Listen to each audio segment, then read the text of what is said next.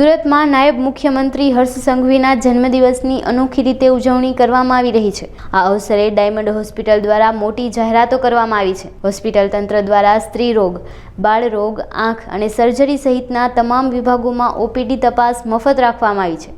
એટલું જ નહીં, આજે હોસ્પિટલમાં જેટલી પણ ડિલિવરી થશે તેનું સંપૂર્ણ બિલ માફ કરવાની પણ જાહેરાત કરાઈ છે। ખાસ કરીને બેટી બચાવો અભિયાનને વેગ આપવા માટે જો આજે બીજી દીકરીનો જન્મ થશે તો તેને ₹1 લાખના બોન્ડ ભેટ આપવામાં આવશે।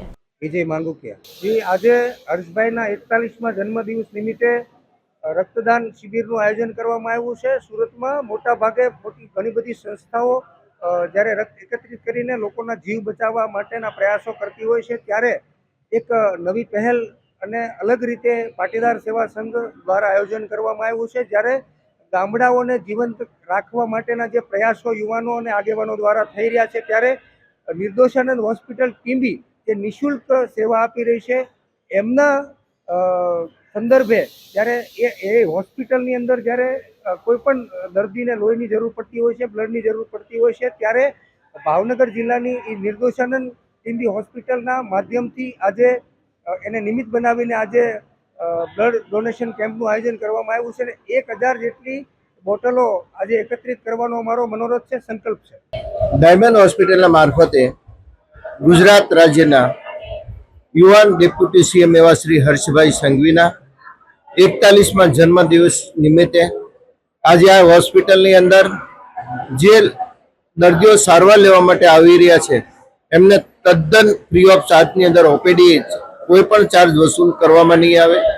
તદુપરાંત આ હોસ્પિટલની અંદર આજે જે પણ ડિલિવરી થશે એનો પણ કોઈ પણ પ્રકારનો ચાર્જ લેવામાં નહીં આવે। બીજી દીકરીનો જન્મ થશે તો એમને ₹1 લાખના બોન્ડ હોસ્પિટલ તરફથી અર્પણ કરવામાં આવશે। તદુપરાંત મોતિયાના ઓપરેશન ફ્રી, છારીનું ઓપરેશન ફ્રી, વેલનું ઓપરેશન ફ્રી, દાંતની સારવાર આપતી જે અમારો ડિપાર્ટમેન્ટ એના પણ માધ્યમથી આજે ફ્રી ઓફ ચાર્જ એની સેવા પૂરી પાડવાના છીએ।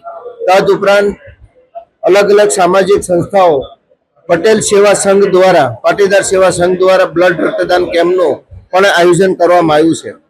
ખૂબ મોટી સામાજિક સંસ્થાઓ આમાં સહભાગી છે અને ખૂબ મોટી સંખ્યામાં લોકો સવારથી જ રક્તદાન કરવા માટે ઉમટી પડ્યા છે।